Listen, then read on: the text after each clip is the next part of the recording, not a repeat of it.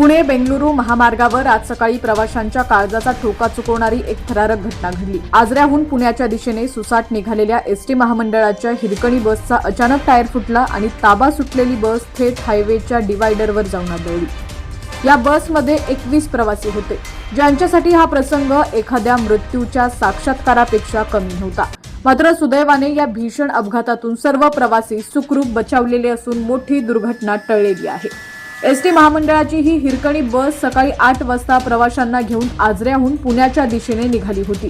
प्रवास सुरळीत असताना तांदूळवाडी गावाजवळ अचानक बसचा टायर मोठ्या आवाजासह फुटला।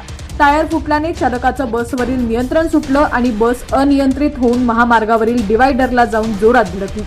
बस डिवायडरवर चढल्यानं प्रवाशांमध्ये एकच आरडाओरडा आणि घबराट निर्माण झाली। या अपघाताच्या वेळी बसमध्ये एकूण 21 प्रवासी होते। धडक इतकी जोरात होती की बसमधील सामानाची फेकाफेकी झाली। या धक्क्यामुळे एका महिला प्रवाशाला किरकोळ दुखापत झालेली आहे, मात्र इतर 20 प्रवासी पूर्णपणे सुरक्षित आहेत।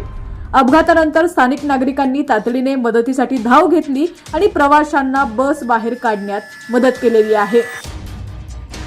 हायवेवर वाहनांचा वेग प्रचंड असतो, अशा वेळी टायर फुटून बस पलटी झाली असती तर मोठा अनर्थ घडला असता।